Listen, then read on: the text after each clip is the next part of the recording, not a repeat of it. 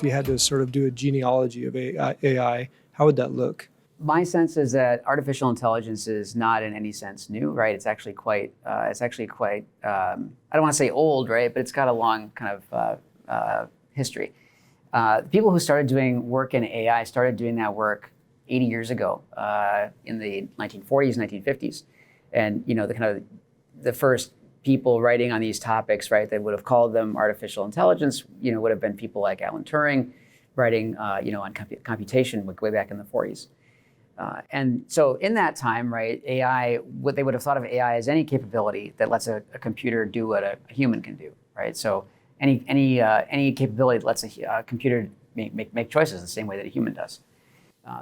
And in that time, right, there were a lot of, it was all very, I don't want to use the word primitive, but, you know, it was all kind of very new.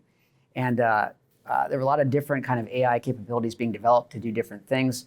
Most famous one that I'm aware of is Arthur Samuel's checkers playing AI that learned to play checkers, not with a huge degree of mastery, but with a passable level of skill, right? So it could beat like an unskilled player and would lose, you know, terribly. You say it could beat me? Right. Well, I don't know. Right? Yeah. So that's the first 30 years of AI from like the 40s to the 80s, right? When you hit the 80s, you got a lot more computing power, and so people started to spend a lot of time throwing data at computers and letting the computers learn from the data. Right? That's called machine learning.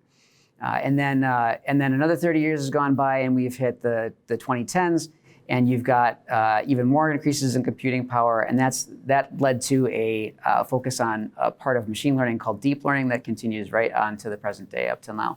ChatGPT being a great example of a deep learning artificial intelligence.